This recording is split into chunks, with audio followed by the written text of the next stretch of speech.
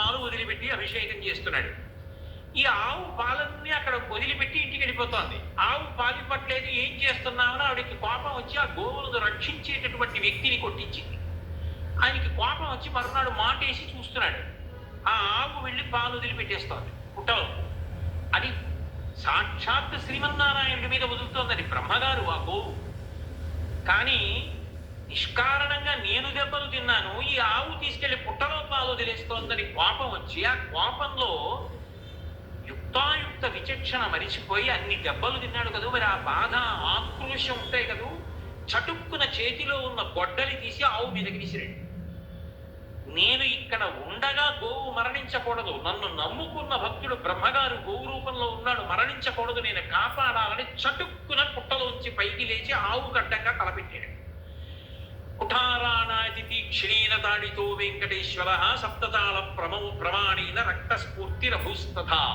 ఆ గొడ్డలి తగలగానే 7 తాటి చెట్లంత ఎత్తు నెత్తురు పైకి లేచి గొడ్డలి దెబ్బతిని అవతార ప్రకటన చేశాడు. ఎంత ఓర్పు పట్టాలి!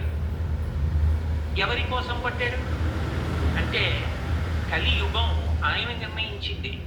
అయ్యో, కలిపురుషుడి యొక్క ఉద్ధతి వలన వీళ్ళందరూ పాడైపోతారేమో, నేను అక్కడికొచ్చి కాపాడకపోతే ఎలా? అందుకని ఆయన బయలుదేరినప్పుడే ఇన్ని కష్టాలు పడి ఓర్పు చూపించాడు, నిలబడడంలో ఓర్పు చూపించాడు.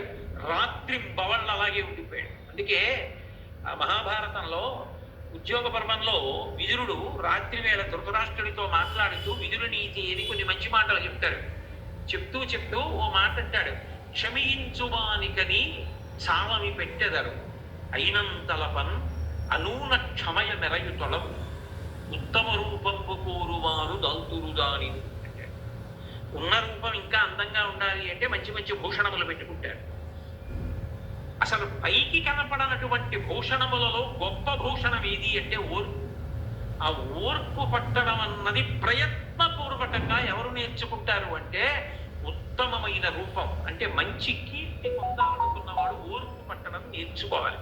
రామాయణం బాలకాండలో కుశనాభోపాఖ్యానంలో వాల్మీకి మహర్షి అంటారు, అసలు క్షమాదానం, క్షమా యజ్ఞ, క్షమా సత్యం హి పుత్రికా, క్షమా ధర్మ, క్షమా సత్య, క్షమయావిష్ఠితంజ.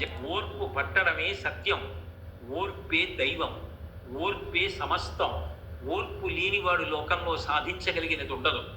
ఎవడు ఓర్పు పట్టగలడో వాడే విజయాన్ని చిట్ట చివరికి సాధిస్తాడు. తులసీదాస్ గారు అంటారు, ధీరే ధీరే రేమన ధీరే సబగుచి హోయ్ మాలీసించే సౌకర్యం ఋతువాయే ఫలహోయ్ అంటారు. ఇవాళ మొక్క వేసి నేను రాత్రి పౌడ నీళ్లు పోస్తే కుళ్ళిపోతుంది. అది పెద్దదయ్యే వరకు ఎదురు చూస్తే అప్పుడు అది కాయలు కాస్తుంది. ఓర్పు ఉండాలి. ఓర్పు లేకుండా ఏది సాధించలేడు మనిషి. ఆ ఓర్పు పట్టడం నేర్చుకోండి తప్ప కలిపురుషుడికి ఉద్ధతికి లొంగిపోయి తప్పు పనులు చేయడం కాదు.